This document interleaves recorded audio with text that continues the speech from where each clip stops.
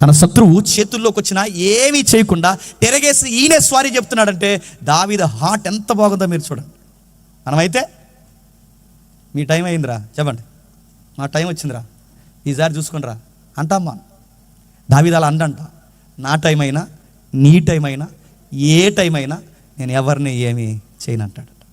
ఎందుకంటే సమస్తం ఎరిగిన దేవుడికే నన్ను నేను అప్పగించుకుంటాను తప్ప నన్ను హాని చేసిన వారు కూడా నా ముందు కాలర్ ఎగరేసుకుని తిరిగి నేను వాళ్ళని ఏమి అని అంటాడు.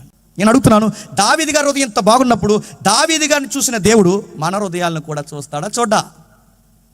బైబిల్లో ఇన్ని హృదయాలు నచ్చిన దేవుడు, బైబిల్లో ఎవరి హృదయాన్ని ఒప్పుకొని దేవుడు దావీదు హృదయాన్ని ఒప్పుకొని పొగుడుతున్నాడంటే దావీదులో ఏమి నచ్చింది అబ్బా దేవుడి కంటే? శత్రువులు బాధపడితే ఆనందపడడు, శత్రువులు బాధపడినా చెప్పండి అందుకు దావీదు నచ్చాడు. మనమైతే మనకు నచ్చిన వాళ్ళు ఎదిరింటి వాళ్ళ మీద పిడిగడిపోవాలనుకుంటాం. మనకు నచ్చిన వాళ్ళకి వస్తున్నప్పుడు యాక్సిడెంట్ ఏమైనా జరిగిందంటే జరుగుద్ది. మమ్మల్ని ఏమన్నారో కొన్న వెళ్ళో మన ఎన్ని మాట్లాడినారో మమ్మల్ని, అందుకే యాక్సిడెంట్ అయిపోయింది వీళ్ళకి. చర్చికి వెళ్ళి బైబిల్ పట్టుకుని తిరుగుతాం కానీ, గుర్తుపెట్టుకోండి, చర్చికి వెళ్ళి బైబిల్ పట్టుకుని తిరుగుతాం కానీ మన హార్ట్ ఎప్పుడు దేవునికి ఎలా ఉంటుందో తెలుసా? వ్యతిరేకంగానే పనిచేస్తుంది. నీ శత్రువును కూడా ప్రేమించవయ్యా అని బైబిల్ చెప్తే శత్రువులకు ఎప్పుడు హాని జరిగితే పల్లికి ఇద్దామా అని వస్తామా?